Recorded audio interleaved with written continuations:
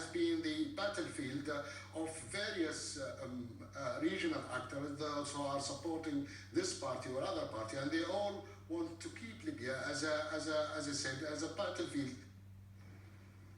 We're just listening to the Vice President of Libya's Presidential Council, Fathi, telling CNN how his country ties in with a lot of the stories we cover right here in Connected World, be it Syria, Europe's migrant crisis, or of course ISIS. Now, within just the last few hours, 2 Italian construction workers have just been rescued there after being held by the terrorist group for 8 months. We're seeing them arrive back in Tripoli this morning. The number and confidence of ISIS militants inside the country is growing, prompting Libya, already politically fragile and fractured, to ask for others around the world to help its beleaguered army drive them out. But ISIS has burrowed itself deeply. You can see how much territory it controls on this map. All right, on the coast, a short trip to Europe. You just heard a small clip from Ali. My colleague Becky spoke to him about a number of things that are pulling Libya apart right now. And again, he started off by reiterating the message about the fight against ISIS. I'm pretty sure that Libyans in general would support any action against ISIS. It's a threat not only for Libyans, but for the whole region and the whole globe. However, such intervention, to be very helpful and meaningful also, has to be with interaction or with agreement with a Libyan government, a united government. Who is the international community? Who is Washington coordinating with on the ground when they conduct or suggest they will conduct perhaps more military strikes going forward? Who are they coordinating with? There has been talks and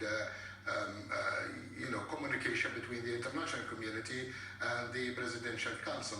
However, I'm not a military person, and I'm not aware of any other communications on the ground. Let me push you on this slightly, because the international community may have support and communications for coordination with the government in the east, in Tobruk, the internationally recognized government. But there is a myriad of groups, for example, working on the ground, militia on the ground in the west and in the east and in the south. So it would be fair to say, surely, that the international community will need to be coordinating with some of these Islamist groups on the ground if it were to want to conduct further airstrikes, correct? Yes, that's what I meant when I said we need the GNA to be approved, because we don't want these airstrikes and interventions to happen like in an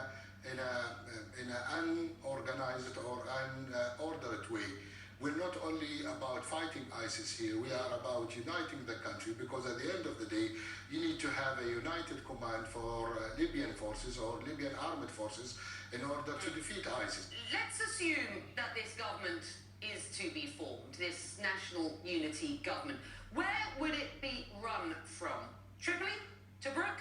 Benghazi? Yeah, basically, and it's a very nature for this government to work from Tripoli. And according to the agreement signed in is that feasible at this point? Would it be feasible for this government to work from Tripoli without further appeasement, as it were, with the Islamists? Yes, well, we know it's not going to be easy task. However, we're not going to compromise our principles. We're going to work in Tripoli as far as we can work with a free will principle.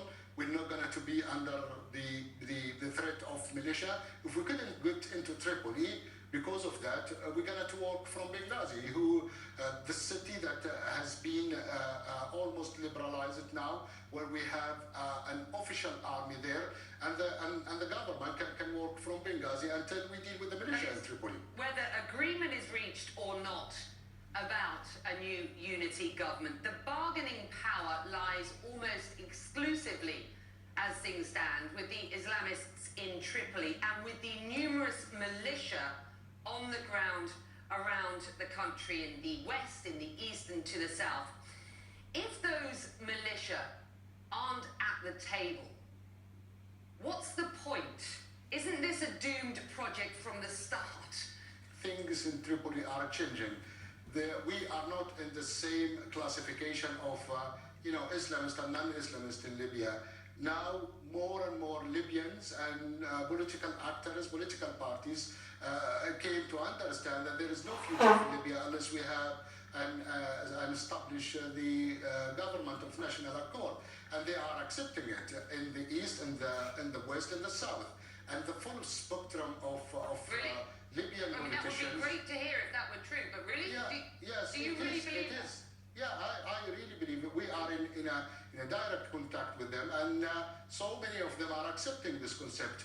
I know there are small minorities in the east and in the west. They want to keep Libya divided, as I said.